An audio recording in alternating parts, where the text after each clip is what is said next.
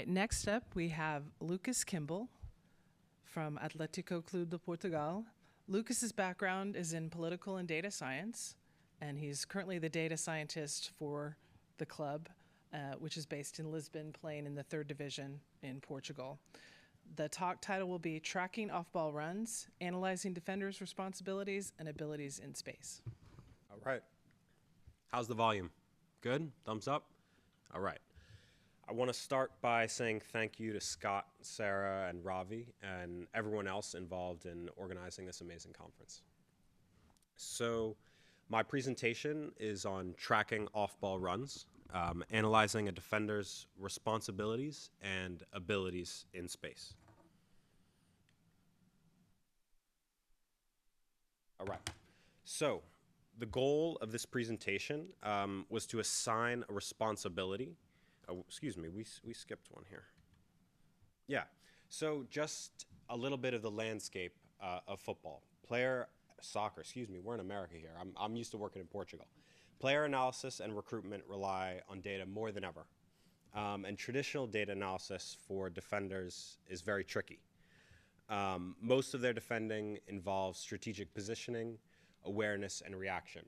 So working with just ground duel win percentage and aerial duel win percentage only tells us so much, and it doesn't tell us anything about how players defend off the ball. So this presentation seeks to explore the use of tracking data of off-ball runs to evaluate defensive ability in space.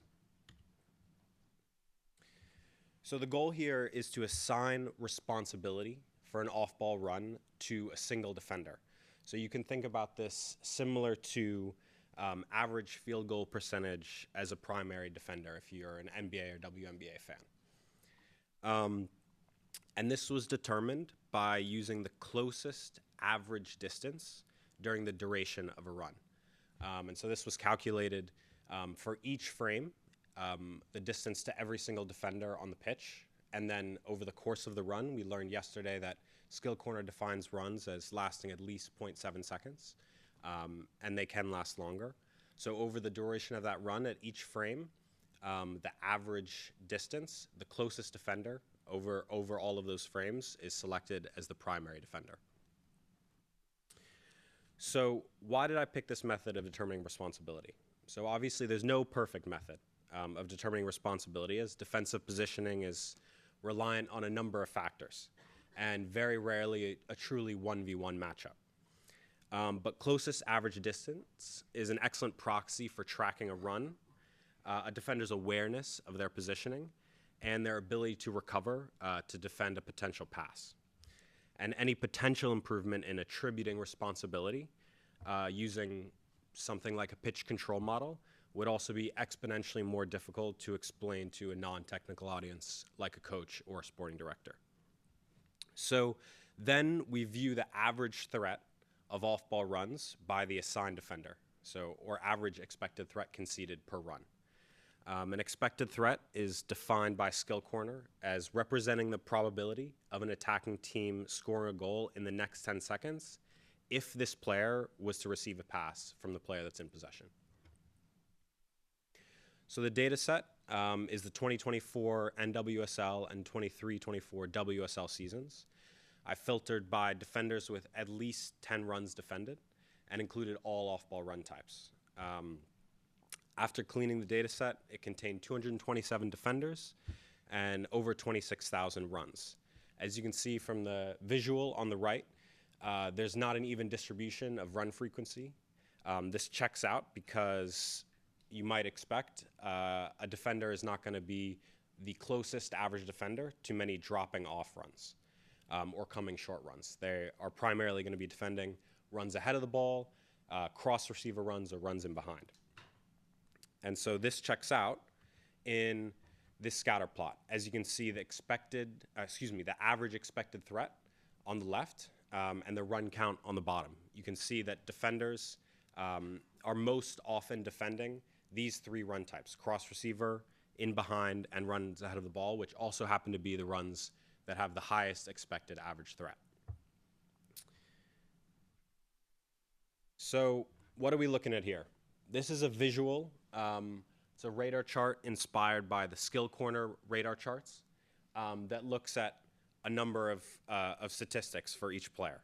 So what we're looking at here is Alex Greenwood, one of the best 11 selections for the 23-24 WSL season.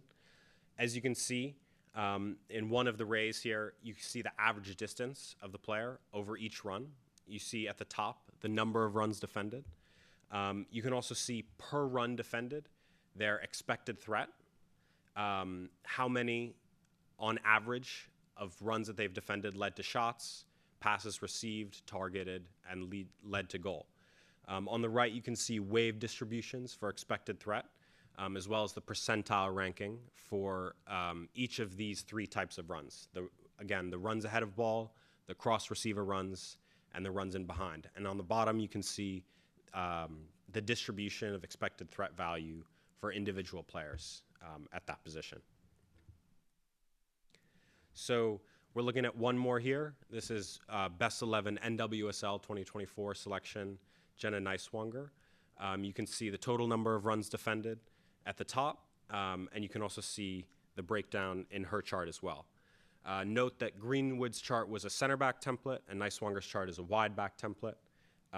All that this means is that the percentiles are compared to positional peers, not all defenders. And also, as you might expect, the average expected threat per run defended is lower for wide defenders than central defenders, as they are further away from the goal on average. So what are the conclusions and limitations of this project? So, well, there's an anecdotal link. I know you didn't expect to hear that word today, kind of a bad word. But between individual expected threat conceded and defensive ability, since there isn't a publicly available metric to compare to, it's very hard to evaluate any correlation statistically. There's not other metrics out there for evaluating a defender's off-ball defending ability. Additionally, Skill Corner's expected threat model uses defender location and velocity as features. So the output value is based on a lot more than one player's proximity to a runner. And so further testing would be able to extrapolate one defender's impact on a team's ability to minimize expected threat from off-ball runs. And additionally, as you may have seen from the charts, there can be small samples of runs defended or a specific type of run defended for some players, which obviously leads to more variance. And in the same vein, a small difference in values can lead to large swings in percentile ranking. There's a massive amount of further research to be done, and this work is just scraping the surface of new insights available from tracking data. Thank you. Any questions?